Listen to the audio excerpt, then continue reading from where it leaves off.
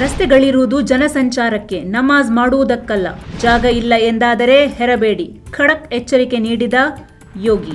ಉತ್ತರ ಪ್ರದೇಶದ ಮುಖ್ಯಮಂತ್ರಿ ಯೋಗಿ ಆದಿತ್ಯನಾಥ್ ಸಾರ್ವಜನಿಕ ಸ್ಥಳ, ರಸ್ತೆಗಳಲ್ಲಿ ನಮಾಜ್ ಮಾಡುವುದರ ವಿರುದ್ಧ ಮತ್ತೆ ಗುಡುಗಿದ್ದಾರೆ. ಕಾರ್ಯಕ್ರಮವೊಂದರಲ್ಲಿ ಮಾತನಾಡಿದ ಅವರು, ಸಾರ್ವಜನಿಕ ಸ್ಥಳಗಳಲ್ಲಿ ನಮಾಜ್ ಮಾಡುವಂತಿಲ್ಲ, ರಸ್ತೆಗಳು ನಮಾಜ್ ಮಾಡುವ ಸ್ಥಳಗಳಲ್ಲ ಎಂದು ಖಡಕ್ ಎಚ್ಚರಿಕೆ ನೀಡಿದ್ದಾರೆ. लोग मुझसे पूछते हैं, साहब आपके यहाँ यूपी में क्या सड़कों पे सचमुच नमाज नहीं होती?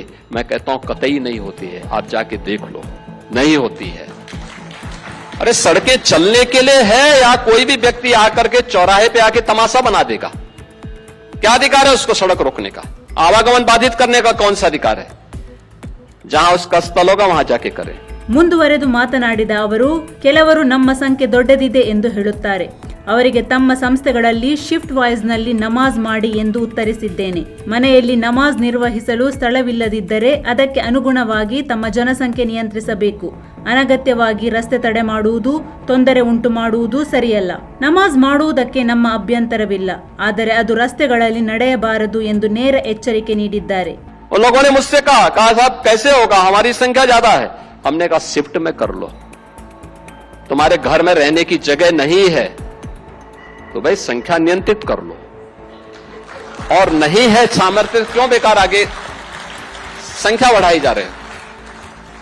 और ये चाहिए आपको कि अगर आपको सिस्टम के साथ रहना है तो याद करना, हम उन नियम और कानून को मानना शुरू करें. कानून का राज होगा, कानून के राज को सबको समान रूप से लागू करेंगे. ಮುಸ್ಲಿಂ ಸಮಾಜ ಒಂದು ವೇಳೆ ನೇರವಾದ ಮಾತುಗಳಿಗೆ ಒಪ್ಪದಿದ್ದರೆ ಸರ್ಕಾರ ಬೇರೆ ಮಾರ್ಗಗಳನ್ನು ಅನುಸರಿಸಬೇಕಾಗುತ್ತದೆ ಎಂಬ ಯೋಗಿ ಎಚ್ಚರಿಕೆ ದೇಶದಾದ್ಯಂತ ಸಂಚಲನ ಮೂಡಿಸಿದೆ.